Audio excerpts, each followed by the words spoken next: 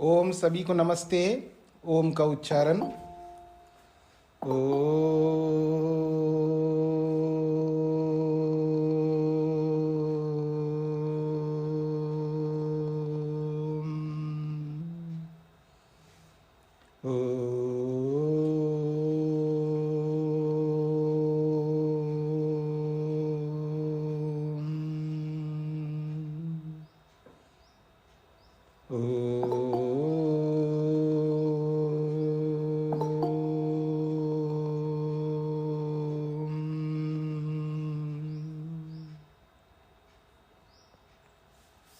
वेदांत दर्शन के तीसरे अध्याय के दूसरे पाद के हमने 11वें सूत्र तक विचार किया है।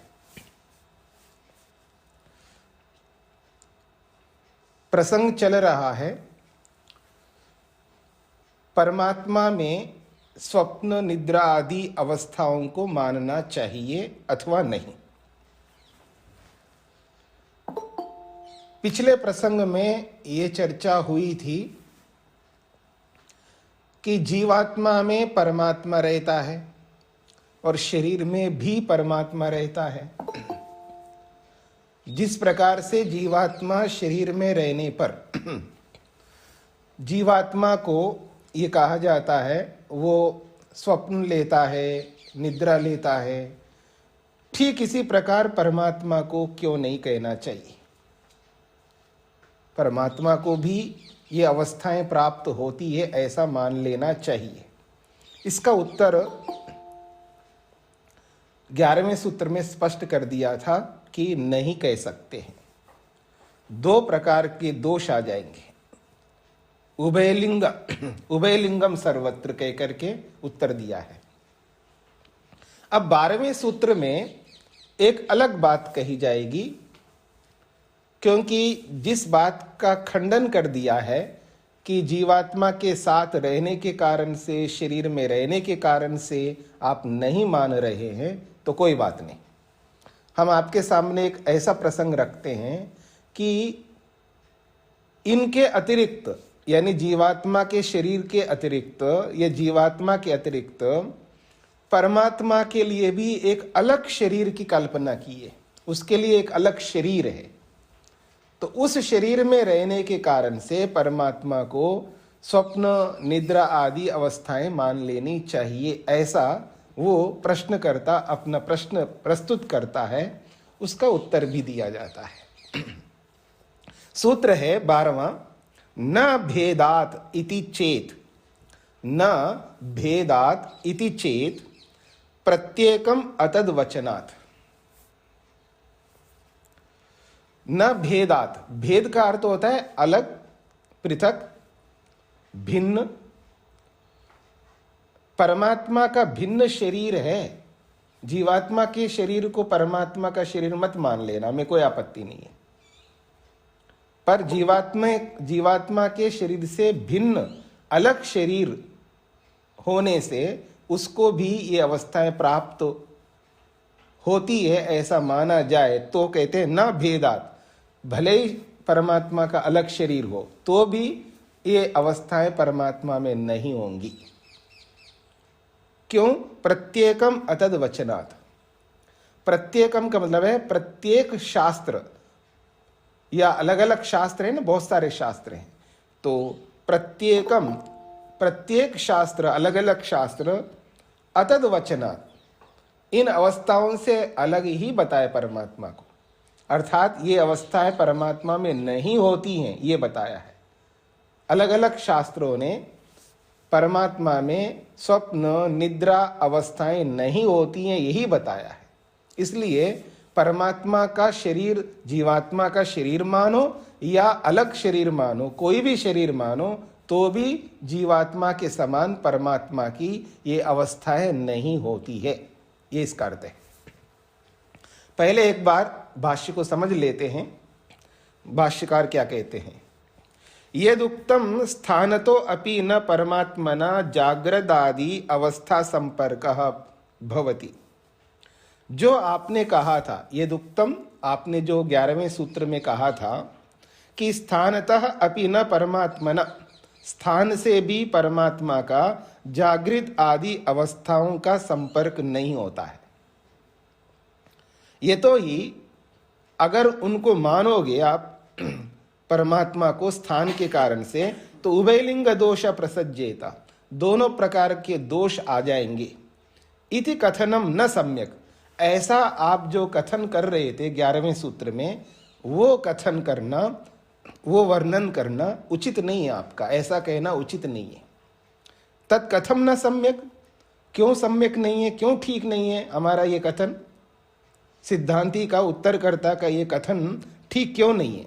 तो हम बताते हैं आपको, उच्यते भेदात, ये तो ही परमात्मन शरीरम भेदेन पृथक्त्वेन निर्दिश्यते, क्योंकि परमात्मा का जो शरीर है वो बिल्कुल अलग से निर्देश किया जाता है, अलग से वर्णन किया जाता है शास्त्रों में। यथा ही जीवात्मना पृथक शरीरम, जैसे जीवात्मा का एक अपना अलग शरीर होता है, एवमेव ऐसा ही परमात्मना अपि शरीरम पृथक प्रतिपाद्यते, परमात्मा का भी एक अलग शरीर शास्त्रों में वर्णन किया जाता है। सबसे पहले वेद शास्त्र का प्रमाण दे रहे हैं, जो प्रसिद्ध प्रमाण है। लोग प्रवचन जब करते हैं तो प्रवचन के आरंभ में इस मंत्र को बोलते हैं। एक परंपरा है वैदिक विद्वानों में, वो सीधा डायरेक्ट एक साथ प्रवचन प्रारंभ नहीं करते हैं, पहले परमात्मा को स्मरण करते हैं किसी मंत्र के माध्यम से, किसी श्लोक के माध्यम से, किसी वचन के माध्यम से। मैं भी अनेक बार इस मंत्र को बोलता हूँ प्रवचन करने से पहले, या किसी प्रसंग में बाहर जब प्रचार में जाता हूँ तो प्रवचन करने से पहले इस मंत्र को मैं भी बोलता हूँ। 2 मंत्र बोलता हूँ, उनमें से एक ये मंत्र है। तो कहते हैं यस्य भूमि प्रमा अंतरिक्षम उतोदरम दिवम यश्चक्रे मूर्धानम तस्मै ज्येष्ठाय ब्रह्मणे नमः। कहते हैं यस्य भूमि प्रमा, जिस परमात्मा के लिए भूमि जो है प्रमा, वो प्रमा पांव के समान है। परमात्मा का जो शरीर है उस शरीर की कल्पना की जा रही है। परमात्मा का शरीर कैसा है? तो शरीर में अलग अलग अंग होंगे, सिर भी होगा, पेट भी होगा, पांव भी होंगे, ऐसे।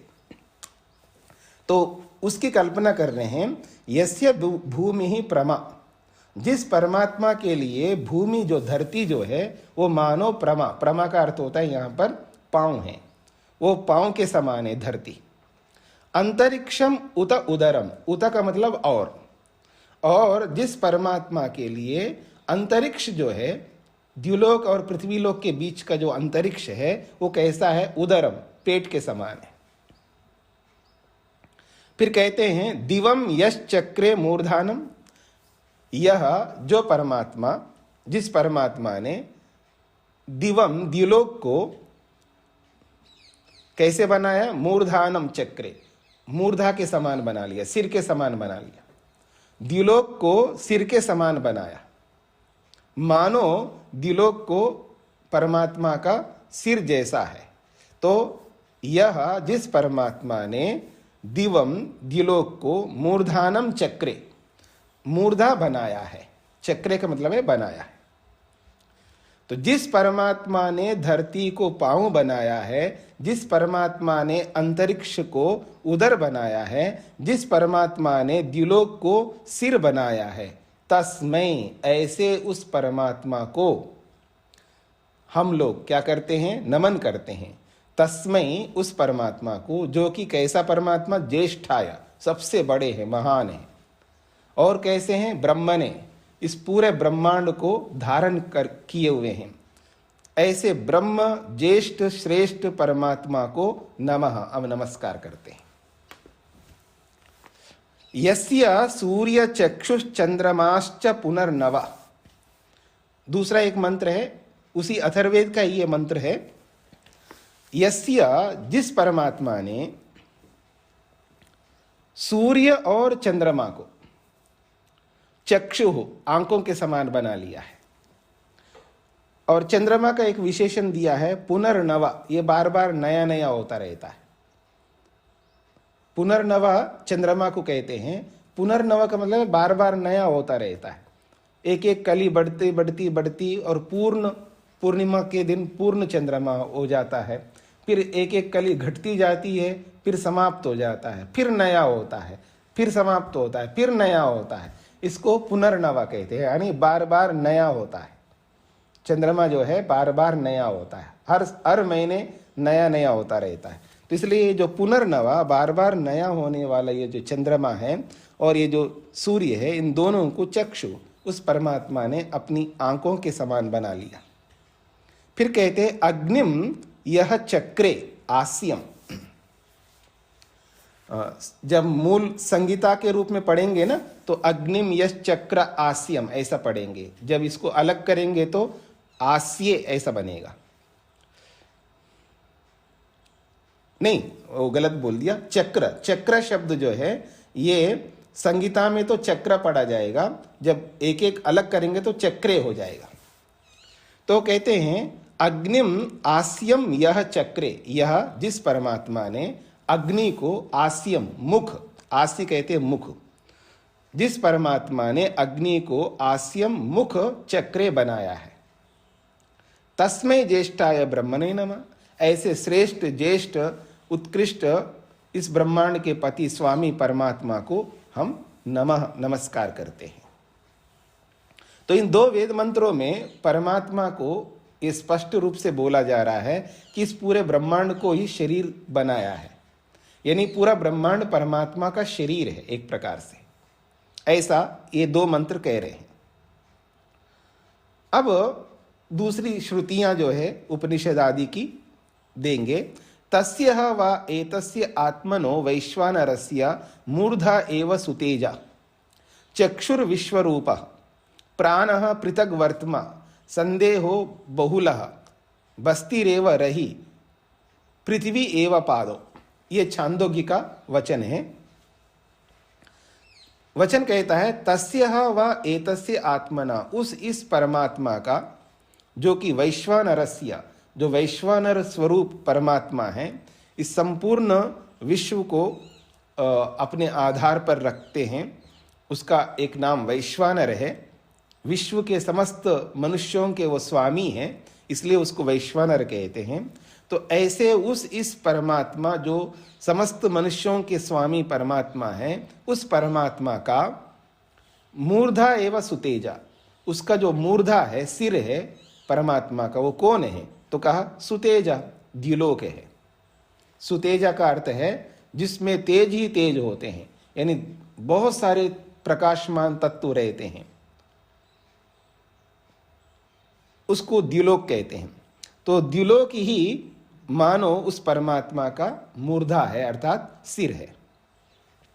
फिर कहा चक्षु विश्वरूप, विश्वरूप कहते हैं विश्व को प्रकाशित करने वाला, प्राणी जगत को, संपूर्ण ब्रह्मांड को। ब्रह्मांड का मतलब है जो हमारे अपने सौर मंडल में जो पृथ्वी को जो प्रकाशित करने वाला है। विश्वरूप का मतलब है सूर्य। तो कहते हैं विश्वरूप चक्षु, जिस परमात्मा का जो है विश्वरूप नामक जो सूर्य है वो चक्षु के समान है। और पृथक वर्तमा प्राण, और जो पृथक वर्तमा जो वायु है, वायु का एक नाम है पृथक वर्तमा। पृथक वर्तमा नामक जो वायु है वो प्राण स्वरूप है, वो परमात्मा के लिए प्राण बना हुआ है। फिर कहते हैं बहुलो संदेह, बहुल कहते हैं आकाश को।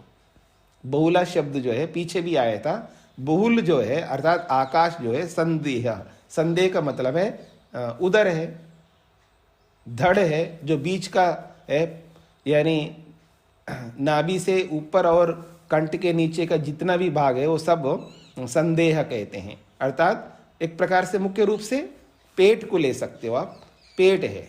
तो आकाश जो है मानो परमात्मा के लिए संदेह है, संदेह का मतलब है पेट है। बस्ती रेव रही, और बस्ती का अर्थ होता है मूत्राशय। मूत्राशय जो है परमात्मा का एक प्रकार से रही, ये जल है। धरती पर जो भी जल दिखता है वो जल जो है मानो परमात्मा के लिए मूत्राशय है। और पृथ्वी एव पादो, और पृथ्वी जो है उसके पांव हैं, ऐसा छांदोग्य ने कहा है। फिर आगे कहते हैं अग्निर्मूर्धा चक्षुषी चंद्र सूर्यौ दिशः श्रोत्रे वाग् विवृताश्च वेदाः वायु प्राणो हृदयं विश्वम अस्य पद्भ्याम पृथ्वी ही एषा सर्वभूतांतरात्मा। ये मुंडकोपनिषद का वचन है। कहता है अग्निर्मूर्धा, अग्नि को परमात्मा ने मूर्धा बनाया है। चक्षुषी चंद्र सूर्य, और आंखें जो बनाया है वो चंद्रमा और सूर्य को। दिशा श्रोत्रे, और जो दिशाएं हैं उनको श्रोत्र बनाया परमात्मा ने। वाग विवृताश्च वेदाः, और जो चार वेद जो है, विवृताश्च वेद मतलब जो विस्तृत व्यापक जो वेद हैं। अनंता वै वेदाः, ब्राह्मण ग्रंथकार कहते हैं वेद जो है संगीता के रूप में तो चार है, मंत्रों के रूप में तो गिनती के मंत्र हैं, पर उन मंत्रों में जो विद्या है, उन मंत्रों में जो ज्ञान विज्ञान है, नॉलेज जिसको आप कहते हो, वो अनंत है। तो इसलिए ब्राह्मणकार कहते हैं अनंता वै वेदा, वेद तो अनंत है, अर्थात ज्ञान अनंत है। तो कहते हैं विवृताश्च वेदा, ये जो विवृत व्यापक अनंत जो वेद ज्ञान है, यही उस परमात्मा के लिए वाणी है। वायु प्राण, और वायु को अपना प्राण बना रखा है परमात्मा ने। हृदयम विश्वम, और सारे विश्व को अपना हृदय बना लिया है। अस्य पद्भ्याम पृथ्वी, और उसका जो पांव है वो पृथ्वी है।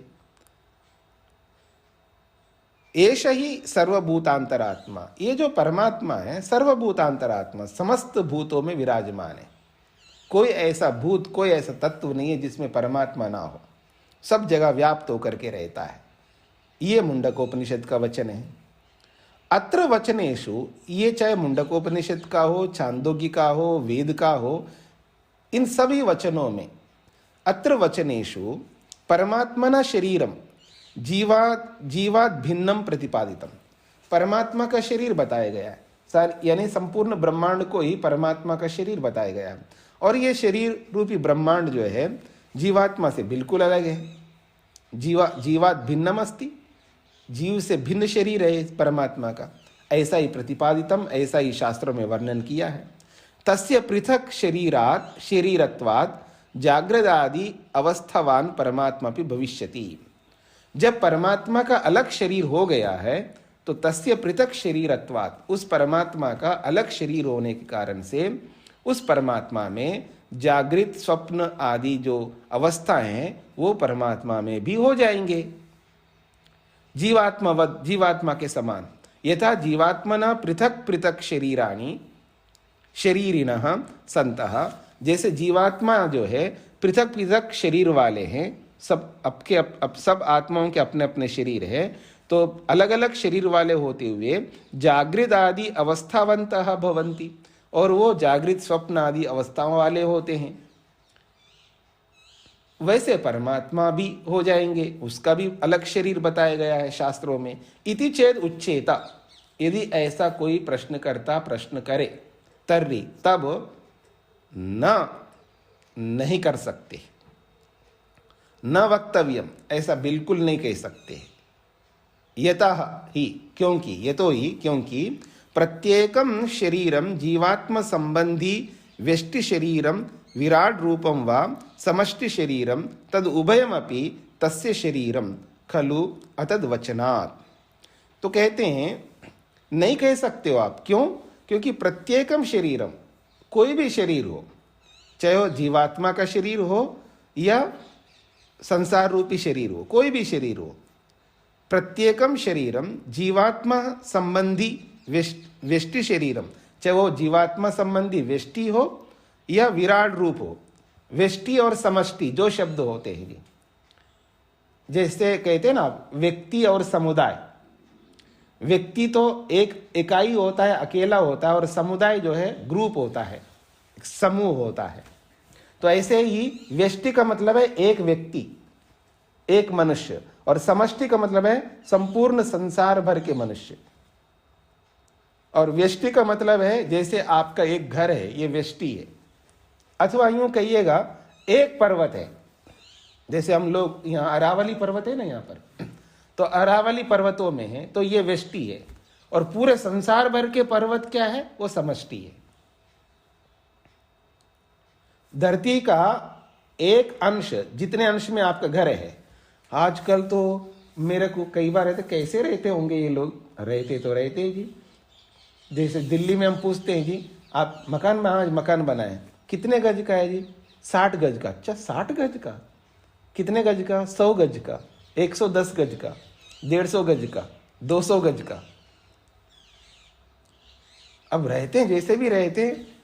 खैर, तो जितनी जमीन पर आपका घर है वो एक व्यष्टि हो गए और पूरी धरती समष्टि हो जाएगी।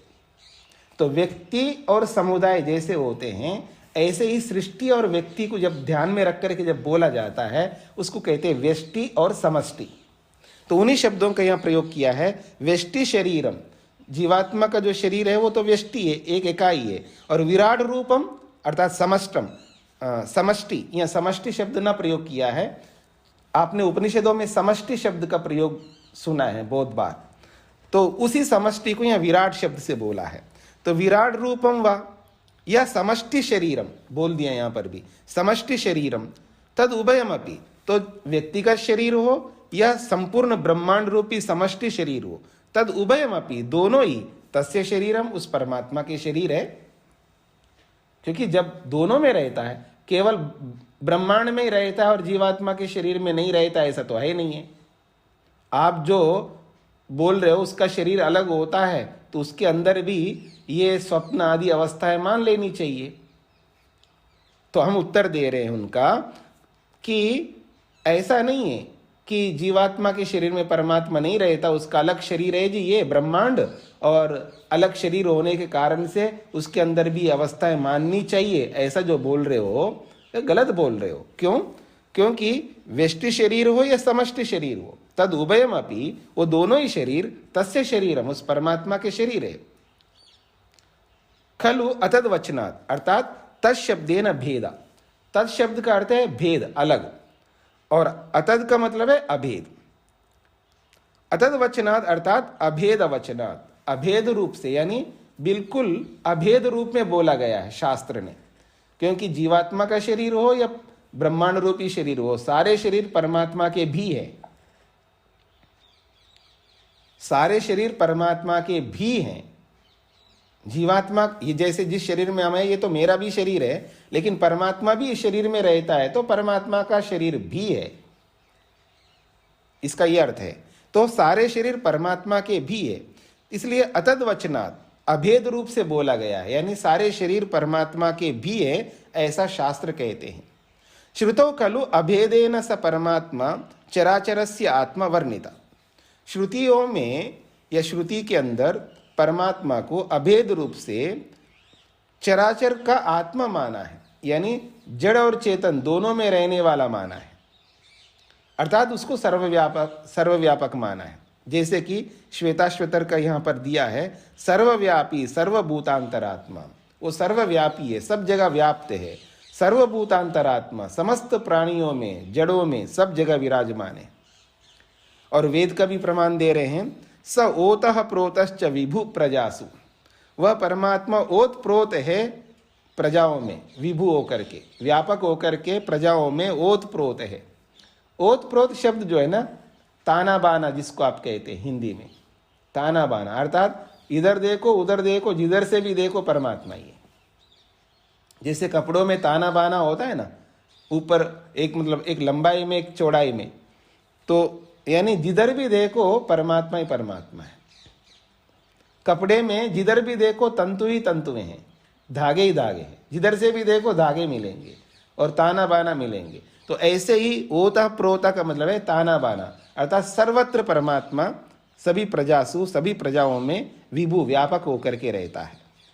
तस्य एतस्य तदेव रूपम यद अमुष्य रूपम, उसका जो रूप है, जो उस सूर्य में जो रूप है, जो ब्रह्मांड में आप ऊपर देखेंगे द्युलोक में जो परमात्मा का स्वरूप है, वैसा ही स्वरूप यहाँ हमारे शरीरों में विराजमान है।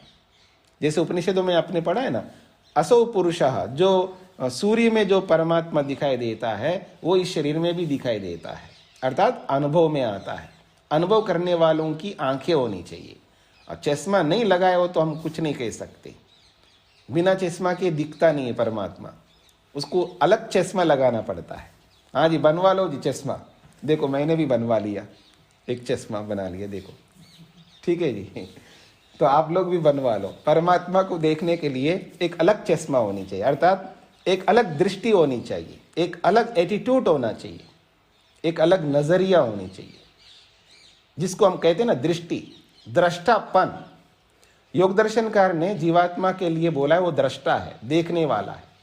वो जो देखना जो स्वरूप है ना, वो बहुत विलक्षण स्वरूप है, जीवात्मा का हो या चाहे परमात्मा का हो।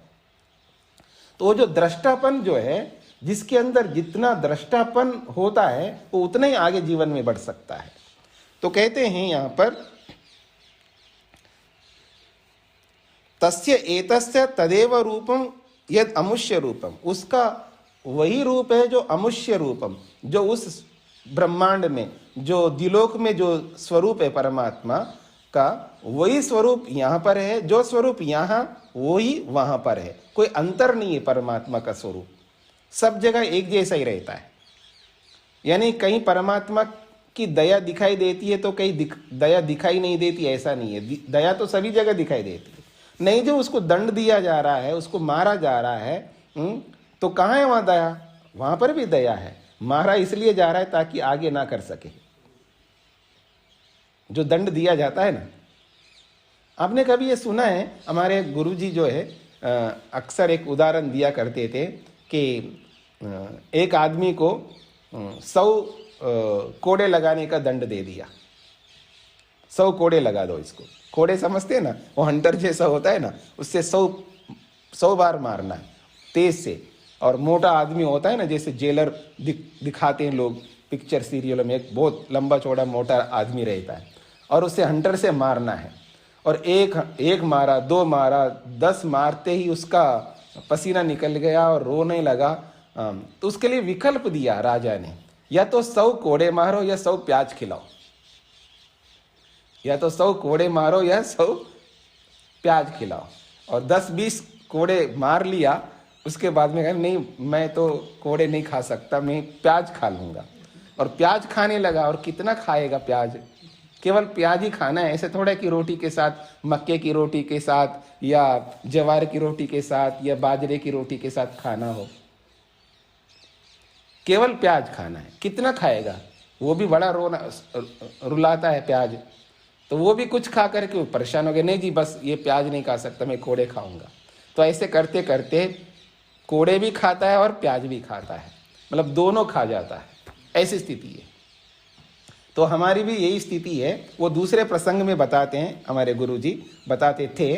अब वो प्रसंग तो नहीं है यहाँ पर, लेकिन कहने का अभिप्राय है, ये जो दुख है, दंड जब दिया जाता है, चाहे राजा के द्वारा या माता पिता के द्वारा या गुरु के द्वारा, जिस किसी के भी जो अधिकारी व्यक्ति होते हैं, तो उस दंड के समय जो दुख हो रहा होता है, तो वहाँ परमात्मा की दया कहाँ है? ऐसा कोई सोचे तो बिल्कुल वहाँ पर भी दया है, क्योंकि दंड दया के साथ में होती है।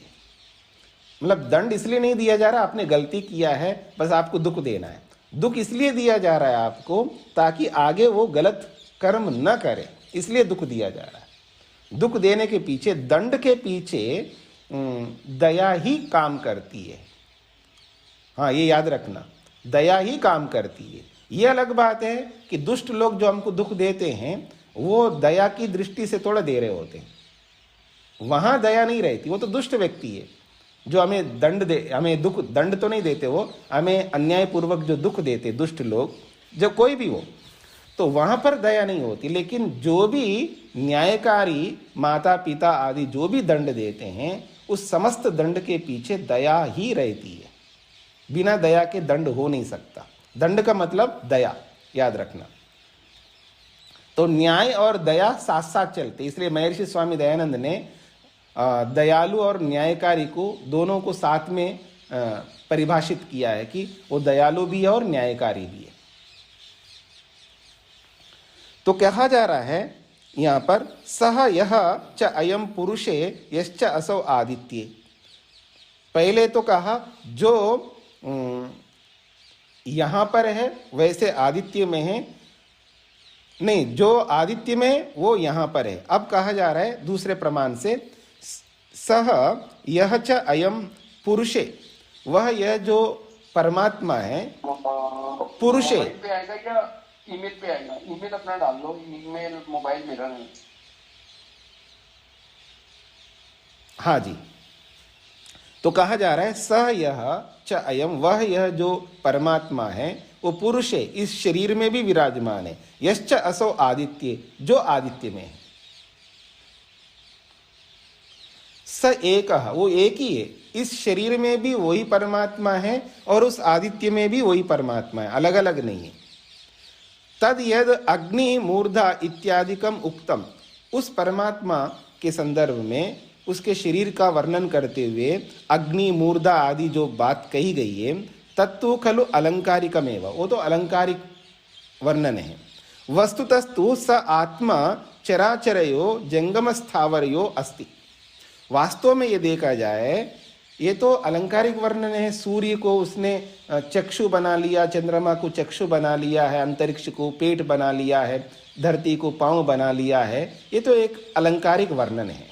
वास्तव में ऐसा कहकर के क्या कहना चाहते हैं, तो कहते हैं कि वस्तुतस्तु, वास्तव में तो स आत्मा, वो जो परमात्मा, चराचरयो अर्थात जंगम स्थावरयो, जंगम और स्थावर में अर्थात जो चलते फिरने वाले प्राणी हैं उनको जंगम कहते हैं, और स्थावर जो है स्थिर एक जगह रहते। तो जो एक जगह रहने वाले हैं वो स्थावर योनि है, और जंगम का मतलब है जो चलते फिरते हैं, चाहे मनुष्य हो चाहे पशु पक्षी आदि हो। तो चराचर जगत के अंदर वो विराजमान है। उक्तम च वेद, और वेद तो स्पष्ट कहता ही है, आत्मा जगतस तस्तुषश्च। इसको बोल नहीं पाते ना लोग, बहुत सरल है इसको बोलना। जगतः, तो जगतस बोल दो, फिर तस बोलो, थुषश्च बोलो, तीन विभाग करो। जगतस तस थुषश्च, जगतस तस थुषश्च, यह चार भाग भी कर सकते। जगतस, फिर उसके बाद तस थुषश्च, थू को अलग कर दो, एक ही थू, कैसे शब्द है ना। तो जगतस तस थुषश्च, जगतस तस थुषश्च, बहुत सारे ले बोलना। जगतस तस थुषश्च, तो जगतस तस थुषश्च, तो जगतः और तस्तुषा,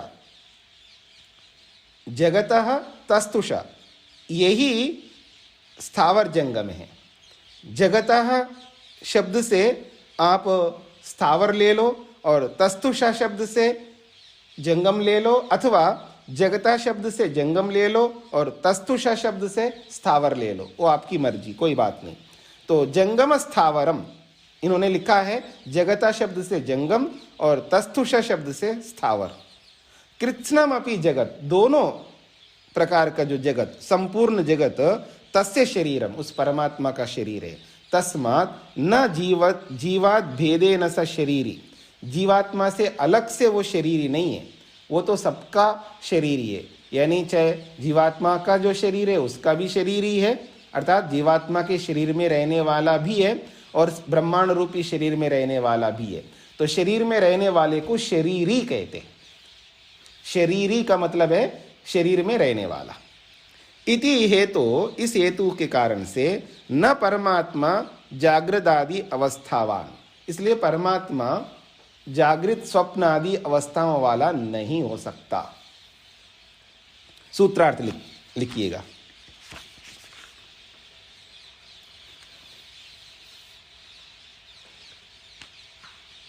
जीवात्मा के शरीर से,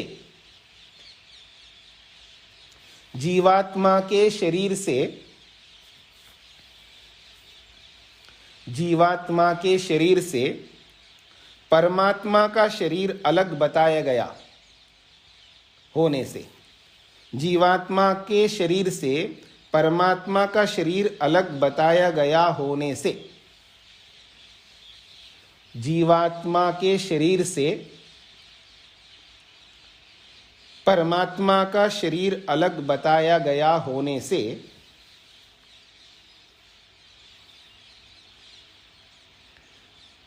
जीवात्मा के शरीर से परमात्मा का शरीर अलग बताया गया होने से पूर्वोक्त आपका कथन उचित नहीं है। पूर्वोक्त आपका कथन उचित नहीं है।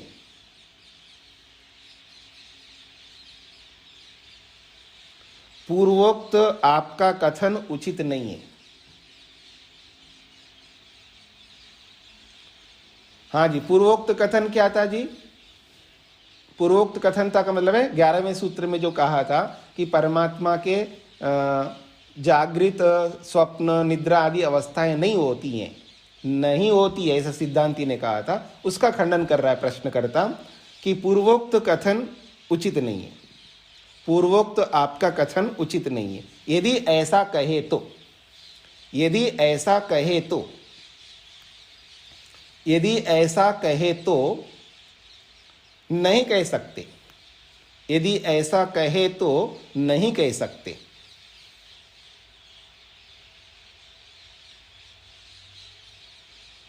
यदि ऐसा कहे तो नहीं कह सकते, क्योंकि शास्त्र का प्रत्येक वचन, क्योंकि शास्त्र का प्रत्येक वचन, क्योंकि शास्त्र का प्रत्येक वचन अभेद का ही वर्णन करता है। अभेद का ही वर्णन करता है।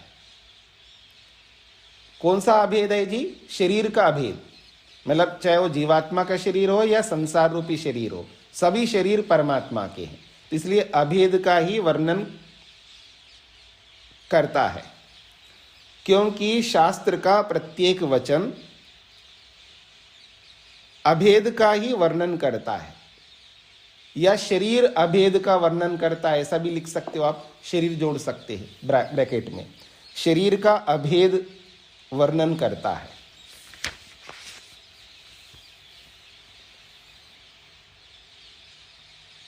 हाँ जी, आगे बढ़ें जी। 13वां सूत्र, अपिच एवं एके। अगर कोई कहे, आप में से अभी तक कहा नहीं है कि आप सब लोगों ने उपनिषद तो पढ़ा ही है, तो उपनिषदों में तो कहा तो था कि परमात्मा का ये जागृत अवस्था है, परमात्मा की ये स्वप्न अवस्था है, परमात्मा की ये निद्रा अवस्था है, कहा तो था। तो उसी बात को यहाँ पर 13वें सूत्र में कहा जा रहा है, अपिच एवं एके। एके का मतलब है कुछ शाखा वाले अपिच ऐसा मानते हैं कि जीवात्मा की ये अवस्थाएं होती है, लेकिन वो केवल अलंकारिक रूप में होती है। अपिच एवं एके, एके कुछ आचार्य, कुछ शाखा वाले परमात्मा के ये अवस्थाएं बताते हैं, लेकिन वो अलंकारिक रूप में बताते हैं, यथार्थ रूप में नहीं बताते। अपिच इत्थम एके शाखिना आलंकारिकत्वेन परमात्मनि जाग्रदादि अवस्था कल्पयित्वा।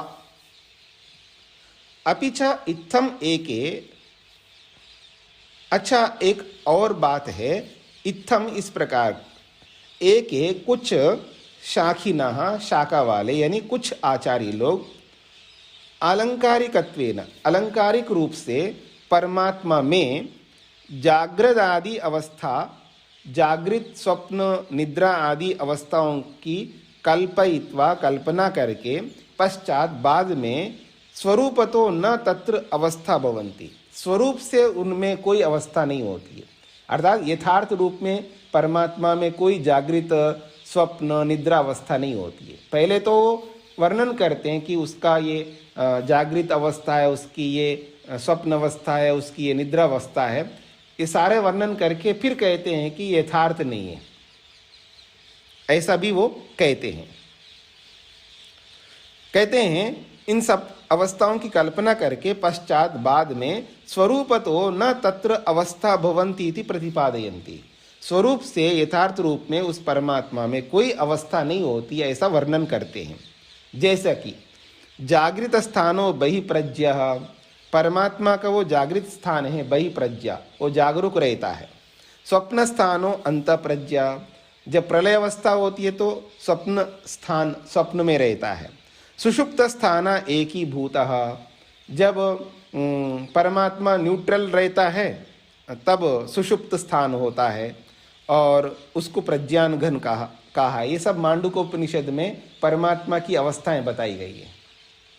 इति तो अलंकारिकी खलु अवस्था कल्पना, ये सब अलंकारिक अवस्थाओं की कल्पना है। ये सारी अवस्थाएं जो है अलंकारिक रूप से कल्पित किया है।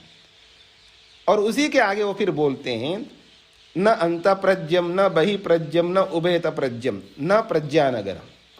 न तो वो अंतप्रज्ञ है, न तो जागृत अवस्था वाला है, न बहिप्रज्ञ है, न स्वप्न अवस्था वाला है, न उभयत प्रज्ञ है, न प्रज्ञानघन है। कोई अवस्था नहीं उसके अंदर, सभी अवस्थाओं का निषेध कर दिया बाद में। इसका मतलब अलंकारिक वर्णन है, वास्तव में यथार्थ में देखेंगे तो वो कोई अवस्था नहीं होती परमात्मा में। इति तो स्वरूपतो अवस्था निषेधम पठन्ति, तो स्वरूप से, वास्तविक रूप से, तात्विक रूप से इन अवस्थाओं का निषेध ही करते हैं, ऐसा ही पाठ करते हैं शास्त्रकार। सूत्रार्थ सर प्रज्ञान घन को खोल दीजिए। प्रज्ञान घन का मतलब, प्रज्ञा घन का अर्थ होता है भंडार, और प्रज्ञा का भंडार है। ठीक है, धन्यवाद सर। जी जी। और कुछ शाखा वाले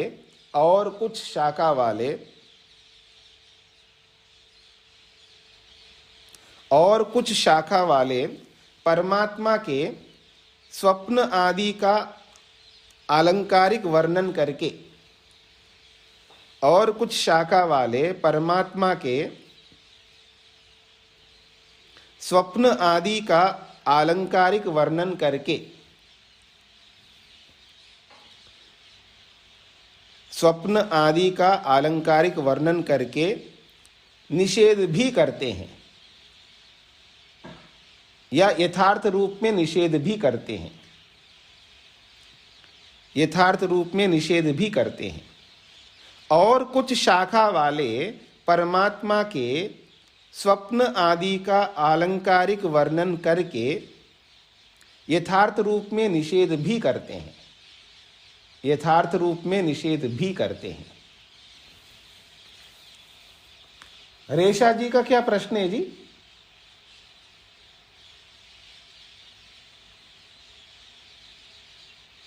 हाँ जी, श्री जी आपको भी, हाँ बोलिए। जी मैं समष्टि के बारे में पूछना चाह रही थी, फिर आपने दे दिया जवाब। जी हाँ, श्री जी क्या प्रश्न है आपका? हाँ, तो स्वामी जी ये पिछले सूत्र में हमने वो जो अलंकारिक वर्णन हो रहा था उसमें उन्होंने बताया कि जो अभेद है वो अथर्ववेद ने बताया कि मूर्धा है दुलोक, और फिर छांदोग्य ने वही बताया कि मूर्धा है चमचमाता हुआ दुलोक, लेकिन फिर मुंडक ने बताया कि मूर्धा है अग्नि। ये भेद क्यों हो गया? अब मुझे मालूम है कि अलंकारिक वर्णन है सभी। हाँ नहीं, अलंकारिक वर्णन होते हुए भी दृष्टि भेद भी होता है ना।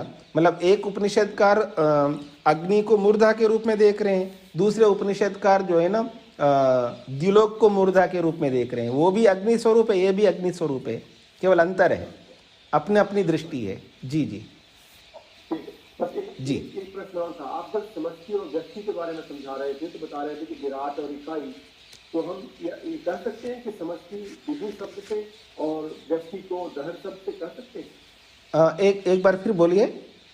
जो समष्टि और व्यष्टि के बारे में जो आप समझा रहे थे जी, बताया आपने कि विराट और इकाई, तो उसमें हम विभु और दहर शब्द का उपयोग कर सकते हैं? हाँ, दहर का मतलब है घर को कहते हैं दहर, या छोटे से स्थान को कहते हैं, पर ऐसा शब्दों का प्रयोग व्यक्ति को समझा सकते हैं दहर से काफी नहीं। मतलब वैयक्तिक रूप से समझाने में कोई मेरे को आपत्ति नहीं है, लेकिन प्रचलित शब्द नहीं है। जब हम जिसको भी समझाते हैं, भाषा जो होती है, जो प्रचलित शब्दों को बोलते हैं तो ही समझ पाते हैं, नहीं तो फिर वो अपनी अलग परिभाषा हो जाती है। वैसे दहर का अर्थ भी छोटा स्थान है, और एक छोटे से घर को, छोटे से स्थान को दहर शब्द से बोला गया है, तो उस छोटे अर्थ को आप व्यष्टि बोल सकते हो व्यक्तिगत रूप से, यानी अपने समझ के रूप में। और उस विराट स्वरूप को समष्टि कह सकते हैं, लेकिन उसको समझ नहीं पाएंगी जनता। जैसे व्यक्ति और समुदाय तुरंत समझ में आ जाता है, ऐसा। जी जी, हाँ जी। अब आगे बढ़ते हैं जी। 14वां सूत्र है, उसकी छोटी सी एक पंक्ति में भूमिका है। कुतस्तर्हि स्वरूपतो अवस्था निर्गतम ब्रह्म इत्यत्र हेतुम निर्दिशति। ये ना का सूत्र रहता है। हाँ जी, ये ना का सूत्रार्थ करने वाला है। सूत्रार्थ तो बता दिया, लिखवाया था माता जी, आप कहाँ गई थी? लिखवा दिया मैंने, 13वें सूत्र का अर्थ लिखवा दिया। और कुछ शाखा वाले परमात्मा के स्वप्न आदि का आलंकारिक वर्णन करके यथार्थ रूप में निषेध भी करते हैं, ऐसा अर्थ लिखवाया था ना। हाँ जी, तो कुतस्तर्हि स्वरूपतो अवस्था निर्गतम ब्रह्म इत्यत्र हेतुम निर्दिशति। तर्हि ऐसी स्थिति में स्वरूपता, यथार्थ रूप में स्वरूप से अवस्था निर्गतम परमात्मा जो है इन समस्त अवस्थाओं से रहित है। कुतः, ये बात कैसे समझे हम?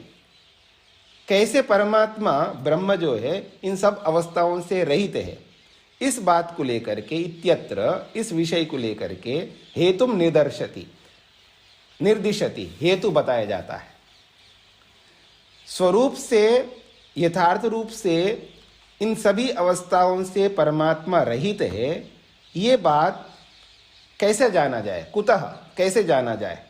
तो कहते इस विषय को लेकर के हेतुम निर्दिशति, निर्देश करते हैं, हेतु को बताते हैं। कहते हैं अरूपवद एव ही तत्प्रधानत्वात्। अरूपवद एव ही तत्प्रधानत्वात्। अरूपवद का मतलब है इन अवस्थाओं से रहित, इन सभी स्वरूपों से रहित है। रूपवत का मतलब है रूपवान, साक्षात शब्द का अर्थ होगा। और अरूपवत का मतलब है बिना रूप वाला। तो यहाँ रूप का कोई प्रसंग नहीं चल रहा है ना, तो यहाँ तो स्वरूप का प्रसंग चल रहा है कि जागृत स्वप्नादि स्वरूपों से रहित है परमात्मा। तो अरूपवद एव का मतलब है इन सब स्वरूपों से रहित ही है परमात्मा। क्यों? तत्प्रधानत्वात्, उसका ऐसे स्वरूपों से रहित की ही प्रधानता है। वो तो केवल अलंकारिक वर्णन है ना, मुख्यता तो उसकी ये है कि वो सब जगह व्यापक है, ये मुख्य है, ये प्रधान है। तो तत्प्रधानत्वात् का मतलब है उसकी व्यापकता मुख्य रूप से होने से, उसकी व्यापकता, उसका सर्वत्र विराजमान होना ही मुख्यत्व है वहाँ पर। ये सारे शरीरों का, इन सभी अवस्थाओं का जो वर्णन किया जा रहा है परमात्मा का, इसका मुख्य अभिप्राय क्या है? तो इन सभी जगहों पर, इन सभी वस्तुओं में व्याप्त होकर के परमात्मा रहता है, यही मुख्यता है उसकी। तो अरूपवद एवं इन सब स्वरूपों से रहित ही है परमात्मा। क्यों? तत्प्रधानत्वात्, वो उसकी व्यापकता ही वहां मुख्य होने से। तत्प्रधानत्वात् यद्यपि क्वचित श्रुतौ ब्रह्मणो विराट रूपम निरूप्यते। तत्प्रधानत्वात्, उसकी मुख्यता होने से, उसकी व्यापकता मुख्यता होने से, यद्यपि क्वचित, कहीं कहीं, श्रुतौ, श्रुति में, ब्रह्मणा, परमात्मा के विराट रूपम निरूप्यते, उसके विराट स्वरूप को बताया जाता है। जैसे कि यस्य भूमि प्रमा अंतरिक्षम उतोदरम, इस मंत्र में कहा है।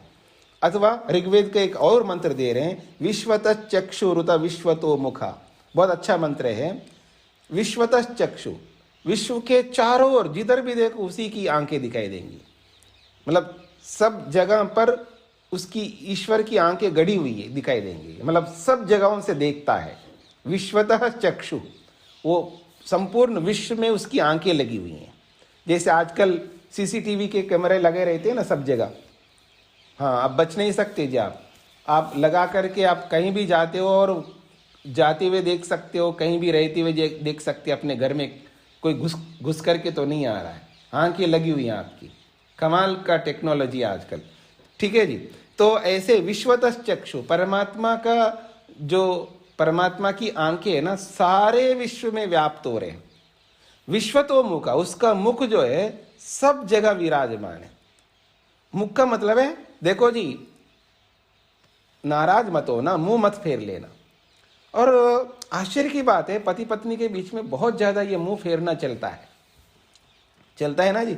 जिसके जीवन में नहीं चला हो तो गनीमत है, अच्छी बात है, लेकिन अक्सर देखा जाता है मुंह फेर लिया जाता है। पर परमात्मा कभी मुंह फेरता नहीं है। विश्वतो मुखः, उसका मुख हमेशा आपकी तरफ रहता है। लगता है कि ईश्वर हमारी ओर से मुख फेर लिया है।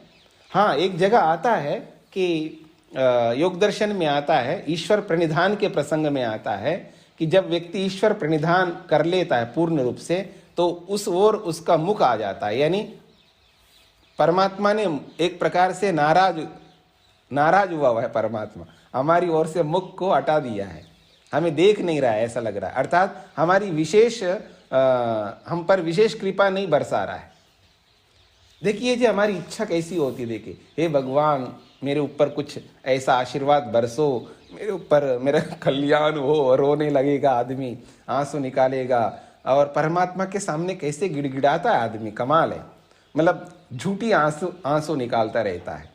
खैर, जो भी है, बड़े प्रेम से निकालता है, लेकिन वो प्रेम कर्मों से नहीं निकालता है। सबसे बड़ी बात है, देखिए, वचन जो है बोलना है। आप लोगों को वो मेरा 11वां जो मनुस्मृति का क्लास सुन लेना चाहिए। मनुष्य के लक्षण को बताते हुए वहां पर मैंने कर्मों की चर्चा की है। मनुष्य जो कर्म होते हैं उसके, वो कर्म तब पूर्ण माना जाता है जब मन, वाणी और शरीर को एक रूप कर लेते हैं हम लोग। कर्मों को जोड़ने वाला होता है मनुष्य। इस प्रसंग में वहां पर बताया था। तो जब हम वाणी से तो बोल रहे हैं, मन में तो नहीं बोल रहे हैं, अंदर से नहीं बोल रहे हैं, केवल वाणी से बोल रहे हैं, अथवा शरीर से नहीं कर रहे हैं, लेकिन केवल वाणी से कर रहे हैं, जवानी खर्च जिसको कहते हैं ना, बस ऊपर ऊपर से बोल रहे हैं हम लोग। तो मन और वाणी को मिला करके, यानी मन के कर्म को, वाणी के कर्म को और शरीर के कर्म को, तीनों कर्मों को जब तक हम जोड़ते नहीं है, सीलते नहीं है उनको, सीव्यंती शब्द का प्रयोग किया है वहां पर, क्रियापद। सीना, जैसे कपड़े सीते हैं ना, तो एक कपड़े को नहीं सिया जाता ना, उसके 2 टुकड़े करके उसको फिर जोड़ते हैं हम लोग। यानी सीलने में 2 होने चाहिए, एक को नहीं सीला जाता है। हाँ जी, एक ही कपड़े को कोई सीलता है क्या? कोई नहीं जी। एक जैसे ये है, इसकी पट्टी सीलते हैं तो उसको मोड़ करके तो सीलेंगे ना, मोड़ते ही 2 हो जाएंगे। मतलब कपड़े को मोड़ करके जब सीलते हो तो उसका मतलब 2 हो जाएंगे ना, क्योंकि 2 को जोड़ा जाता है। एक को क्या जोड़ना होता है? एक को नहीं जोड़ते हैं, 2 को जोड़ते हैं वहां पर। तो हमारे जो कर्म होंगे ना, जो मन के कर्म और वाणी कर्म को जोड़ करके हम बोलें तो अच्छी बात है। हाँ, आइए, कम ना बैठिए, क्यों आ पड़ा, क्यों आ धमका, मन में रहता है क्यों आ पड़ा, क्यों आ धमका, क्यों आया ये, बिना मतलब अब सिर खाएगा। मन में तो कुछ और है, और ऊपर से वाणी बड़ी अच्छी बोली जा रही है। तो मन के कर्म को और वाणी कर्म को हम मिला नहीं रहे। और परमात्मा के सामने बैठ करके जब हम प्रार्थना करते, मन तो नहीं लगा रहे भगवान में, उपासना के समय परमात्मा में मन को नहीं लगा रहे, परमात्मा में 100% मन को लगाए बिना और वाणी से पुकारते जा रहे, हे भगवान बस कर दो कृपा, ये वो जो भी है।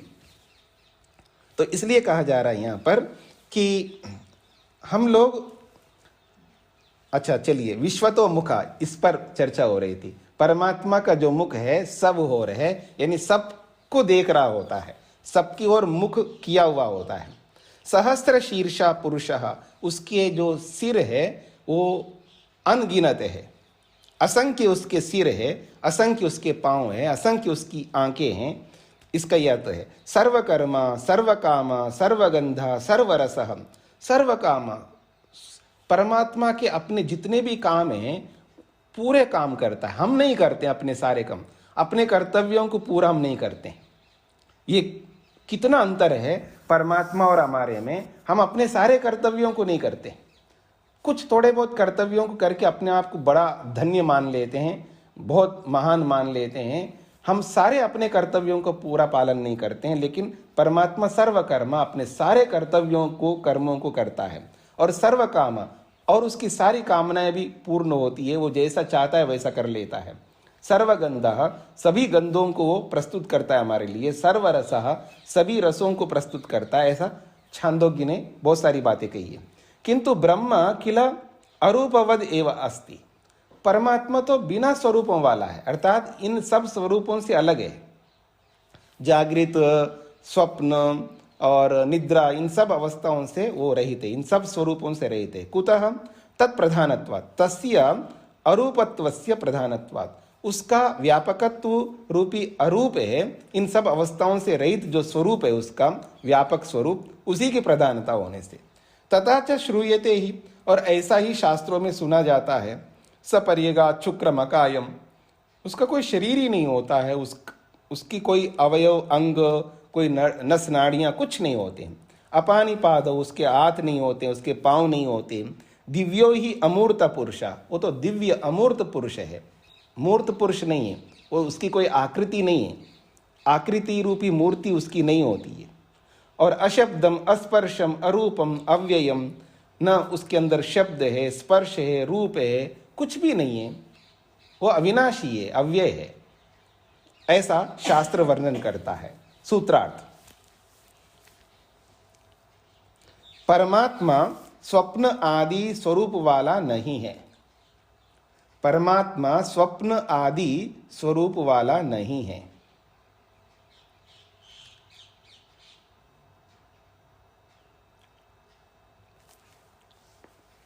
परमात्मा स्वप्न आदि स्वरूप वाला नहीं है, क्योंकि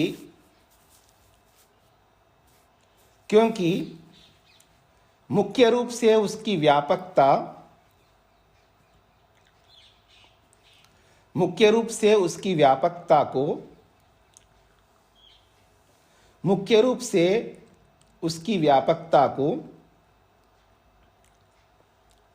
मुख्य रूप से उसकी व्यापकता को इन स्वप्न आदि से रहित वर्णन, मुख्य रूप से उसकी व्यापकता को इन स्वप्न आदि अवस्थाओं से रहित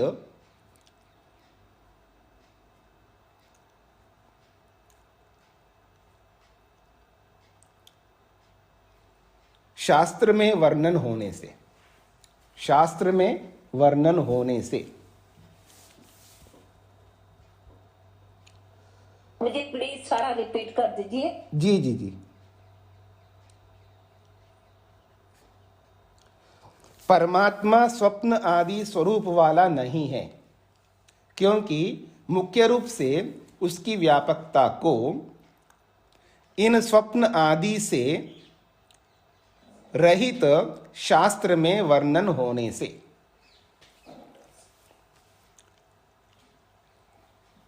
स्पष्ट हो गया जी सूत्रार्थ?